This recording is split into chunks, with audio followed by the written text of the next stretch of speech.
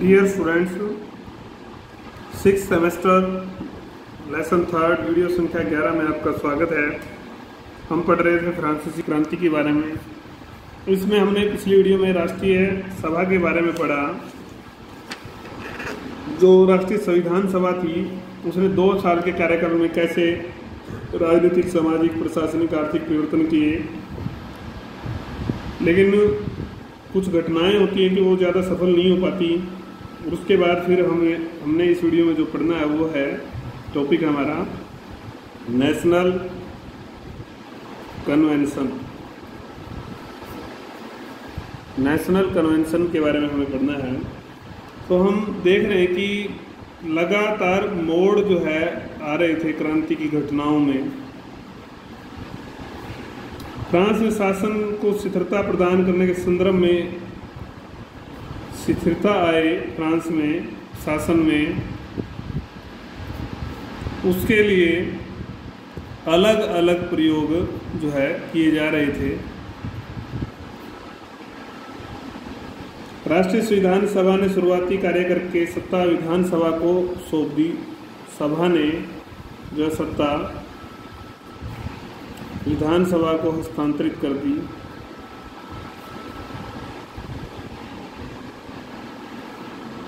उसके बाद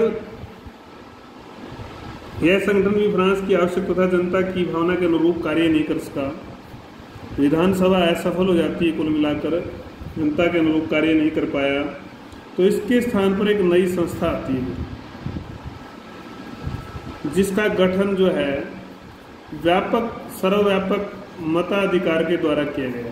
चुनाव जो है वो व्यापक हो जाता है, मताधिकार ज़्यादा लोगों को मिल जाता है। तो उससे ये नेशनल कन्वेंशन सत्ता में आती है। उससे फिर बाद में ये सत्ता में आई।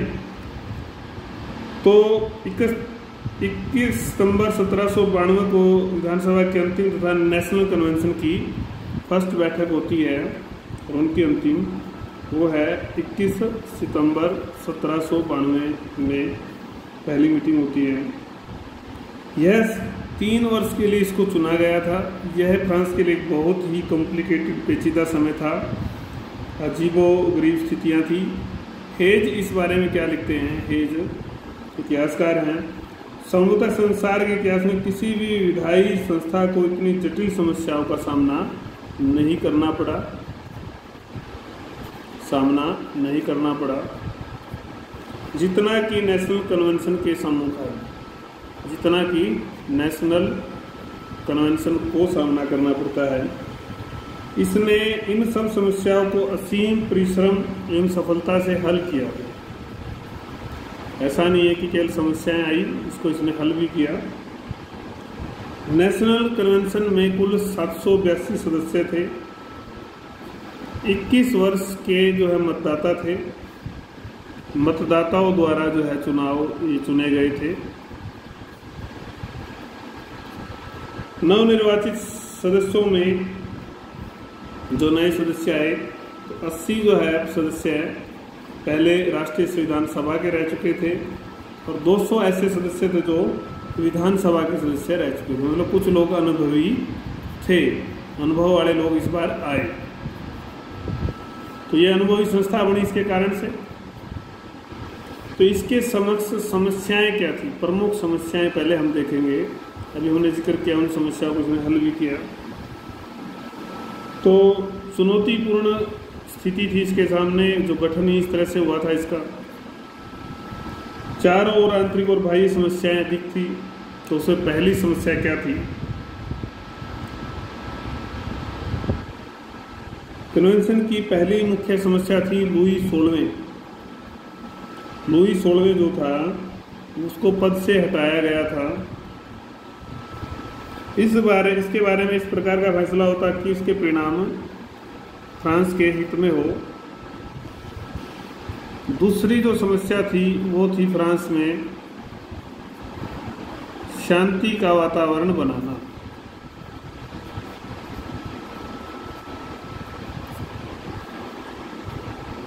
क्योंकि इस समय अराजकतावादी दौर ज़्यादा चल रहा था।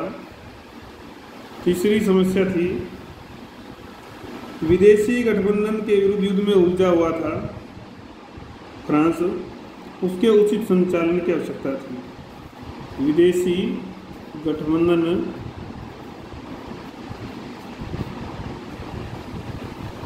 के विरुद्ध युद्ध में जो उलझा हुआ था उसका ठीक संचालन जरूरी था। चौथी समस्या थी शासन व्यवस्था को सुचारू रूप के लिए किसी संविधान का निर्माण करना था, ऐसा संविधान जो फ्रांस की सारी जनता की जरूरतों को पूरा करे, ऐसे एक नए संविधान का निर्माण करना था। छठी समस्या थी क्रांति विरोधी तत्वों और राजनीतिक अस्थिरता का लाभ उठाकर गैर सामाजिक जो लोग थे, गैर सामाजिक लोगों पर जो लाभ उठा रहे थे इन परिस्थितियों का, उन पर अंकुश लगाना, प्रतिबंध लगाना। प्रवासी फ्रांसीसियों के विरुद्ध कार्रवाई करना, प्रवासी जो बाहर गए हुए हैं, प्रवासियों के विरुद्ध कार्रवाई करना, विशेषकर उस समूह के जिनके पास बेजोड़ संपत्ति थी, उस संपत्ति का वो दुरुपयोग करके फ्रांस में अस्थिरता लाते थे। तो इन सभी समस्याओं का समाधान भी इसने किया, वरीयता के अनुसार, क्रम के अनुसार, प्राथमिकता के अनुसार। तो इस कन्वेंशन के कार्य और उपलब्धियां पढ़ेंगे, कार्य और उपलब्धियों में ही वो समस्याओं का समाधान हम देखेंगे। तो समस्याओं के बारे में प्रारंभ से ही गंभीरता से इसने काम किया। समस्याओं का हल अपनी वरीयता के अनुसार दिया इन्होंने। पहला हल क्या था, पहली उपलब्धि क्या थी? नेशनल कन्वेंशन ने क्या किया? पहली उपलब्धि गणतंत्र की स्थापना, गणतंत्र की स्थापना व शासक का जो भविष्य था उसका निर्णय, ये बड़ा काम ये करते हैं। तो इन्होंने निर्णय लेना जो है उचित समझा, जो कि सबसे पहले यही काम उचित समझा क्योंकि ये सबसे भयंकर समस्या थी इस कन्वेंशन के समय। इसके बाद इस संस्था ने एक के बाद कई निर्णय लिए जिसने राजतंत्र की समाप्ति भी की, बल्कि शासक को जीवन से हाथ धोना पड़ा।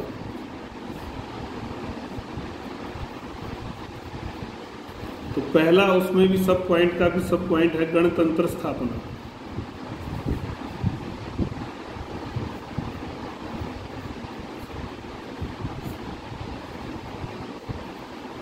तो एक बार मैं दोबारा से आपको ध्यान दिला दूं, हम नेशनल कन्वेंशन को पढ़ रहे हैं।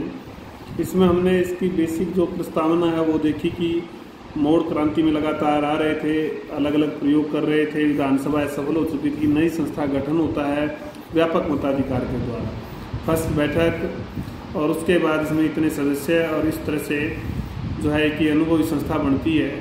इस बार समस्याएं जो इसके समक्ष समस्याएं थी उनमें हमने पहला पॉइंट देखा, दूसरा तीसरा विदेशी गठबंधन के विरुद्ध युद्ध था, उसका संचालन ठीक से हो ऐसा संविधान बनाना था, गैर सामाजिक लोगों पर अंकुश, प्रवासियों के खिलाफ कार्रवाई, ये हमने देखा। उसके बाद फिर हम कार्य और उपलब्धियों को पढ़ रहे हैं। उसमें पहला बिंदु ये है और सब पॉइंट है गणतंत्र की स्थापना। तो सब पॉइंट को हम देखेंगे गणतंत्र स्थापना को। पहली जो सभा हुई,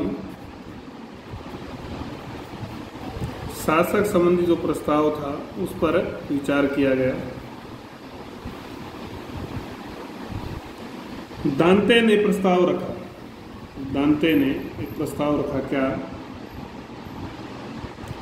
कि इस संस्था को फ्रांस में सभी की जीवन और संपत्ति की सुरक्षा का भार लेना चाहिए, सभी की जीवन और संपत्ति की सुरक्षा का भार इस संस्था को लेना चाहिए। वह प्रत्येक व्यक्ति जो राजतंत्र और जनता की प्रभुसत्ता के अपहरणों के प्रयास की निंदा नहीं करता उसको देशद्रोही माना जाए। जो निंदा नहीं करता राजतंत्र की वो देशद्रोही माना जाएगा। विचार विमर्श में से जो है सर्वसम्मति से राजतंत्र की समाप्ति की घोषणा हो जाती है। राजतंत्र समाप्त हो जाता है। शासक जिस तुलैरली के महल में बंदी था, शासक बंदी था तुलैरली के महल में, उसके पास विशेष रूप से आदेशों की घोषणा करिए स्पष्ट किया गया कि अब से सभी नागरिक समान हैं और राजतंत्र समाप्त हो गया है और देश में किसकी स्थापना हो गई है? गणतंत्र की स्थापना हो जाती है। ताश के पत्तों तक से शासक, ताश के जो पत्ते थे उनसे भी जो है शासक व बेगम छपना बंद हो गया। बेगम की जो तस्वीर थी उसको बंद कर दिया जाता है। इस तरह फ्रांस में राजतंत्र समाप्त हो जाता है और गणतंत्र की स्थापना होती है। फ्रांसीसियों के लिए 21 सितंबर और 1792 का जो दिन था वो बहुत ही महत्वपूर्ण था।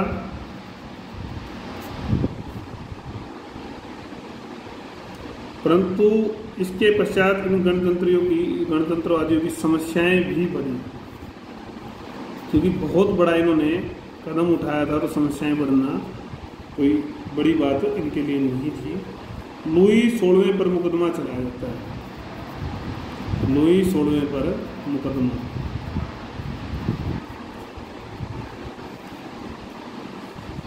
शासक छटपटाने लगा था जैसे ही राजतंत्र समाप्त हुआ। गतिविधियां की उसने कई ऐसी, शक और गहरा हो गया जिससे कि इस कन्वेंशन का 1 अक्टूबर को उसके निवास स्थान की जांच की गई तो उससे कुछ गुप्त पत्र मिले। 24 सदस्यीय कमेटी ने जांच की।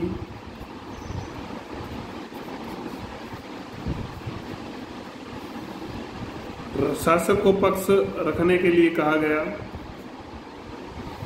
शासक द्वारा सहयोग न देने के कारण से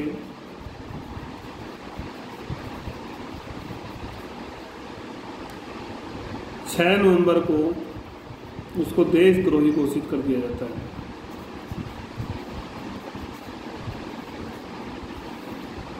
तीन आरोप थे उसके ऊपर।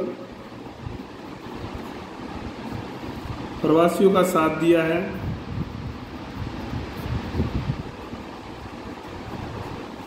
संविधान के प्रति वफादारी नहीं है शासक में,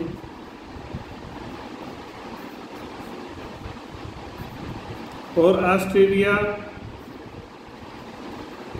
व प्रसा के विरुद्ध जो युद्ध है उसमें विदेशियों की सहायता शासक ने की है। यह आरोप उसके ऊपर थे। 16 जनवरी को 93 में एक विशेष अधिवेशन बुलाया जाता है शासक का भविष्य निर्धारण हेतु। क्या उसके बाद सभी सदस्यों द्वारा बोलकर अपना मत प्रस्तुत करना था। 361 सदस्यों ने तत्काल मृत्यु के बारे में कहा, तत्काल इसको मृत्युदंड दे दिया जाए। 26 सदस्यों ने कुछ समय बाद मृत्युदंड और 334 सदस्यों ने मृत्यु का विरोध किया और 28 सदस्यों ने, तो कुल मिलाकर 53 मतों के बहुमत से निर्णय हो जाता है कि उसको मृत्युदंड दिया जाए। शासक को मृत्युदंड।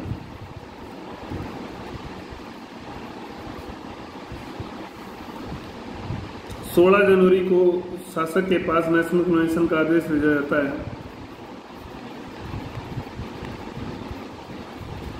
फांसी की तिथि बताई जाती है उसको इस आदेश में।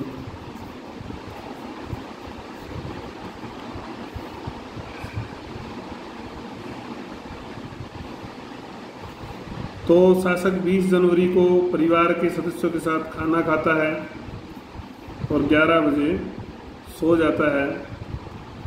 सुबह नेशनल गार्ड के सेनापति ने उसे उठाया।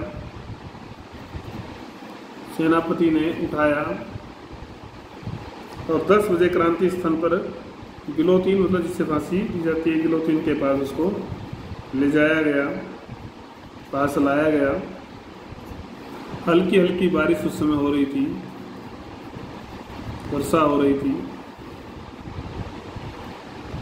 पहली पंक्ति में सैनिक हथियारों से लैस खड़े थे, जनता की भीड़ थी। शासक कांपते हुए होठों से गिलोतीन गर्दन काटने की विशेष मशीन के पास, लगभग शासक कांपते हुए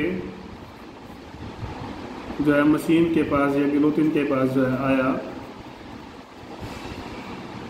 उसने भीड़ से शब्द कहे। क्या शब्द कहे? सज्जन वृंद, सज्जन वृंद, मैं निर्दोष हूँ, मैं निर्दोष हूँ। मुझ पर आरोप लगाए गए हैं, जो दोष लगाए गए हैं वो सब झूठे हैं। मेरा जो रक्त है वो फ्रांस के लिए कल्याणकारी हो। शोर शराबे के बीच ये शब्द नहीं सुने सके। उसके शब्द, अंतिम शब्द थे, राष्ट्र चिरंजीवी है, राष्ट्र चिरंजीवी है, लॉन्ग लिव द नेशन। तो 10:20 पर उसको फांसी दे दी जाती है। भीड़ में जनता ने लॉन्ग लिव द रिपब्लिक, मतलब गणराज्य लंबे समय तक चिरंजीव रहे, लॉन्ग लिव द रिपब्लिक और लॉन्ग लिव द लिबर्टी के लारे लगाए जनता ने। तो शासक की हत्या के कुछ प्रभाव भी होंगे या मृत्युदंड के प्रभाव। वो प्रभाव क्या थे? विभिन्न देशों में अलग अलग प्रतिक्रियाएं हुई। राजतंत्र समर्थक जो लोग थे, क्रांति विरोधी जो लोग थे, उनमें निराशा आई क्योंकि अब उनका संरक्षक नहीं रहा था। फ्रांस में गणतंत्र को अब खतरा नहीं था, ये पॉजिटिव पॉइंट थी, शासक चला गया था।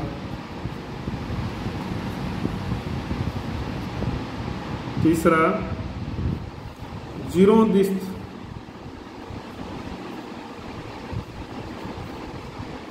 व जैकोबिन के बीच मतभेद उभरे। यह जैकोबिन की नीति थी। फ्रांस में आतंक के राज्य की शुरुआत होती है, आतंक के राज्य की शुरुआत होती है।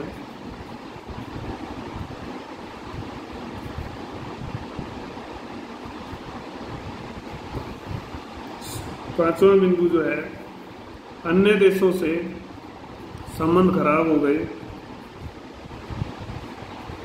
क्योंकि जो ये हत्याकांड हुआ या मृत्युदंड की गई, इसको वो सब लोग अन्य देश अमानवीय मानते थे।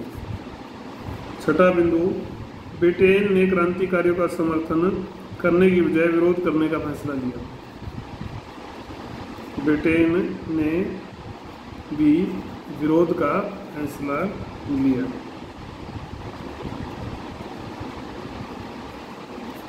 तो ये इसके प्रभाव पड़े। तो अगली वीडियो में हम देखेंगे कि नेशनल कन्वेंशन की गृह नीति क्या थी। तो दोबारा से इसको देख लेते हैं। गणतंत्र की स्थापना, उसके बाद लुई 16 पर मुकदमा, शासक और मृत्युदंड और उस मृत्युदंड या हत्या के प्रभाव। ये हमने देखा, फ्रांस में कुछ स्थिति खराब हो जाती है।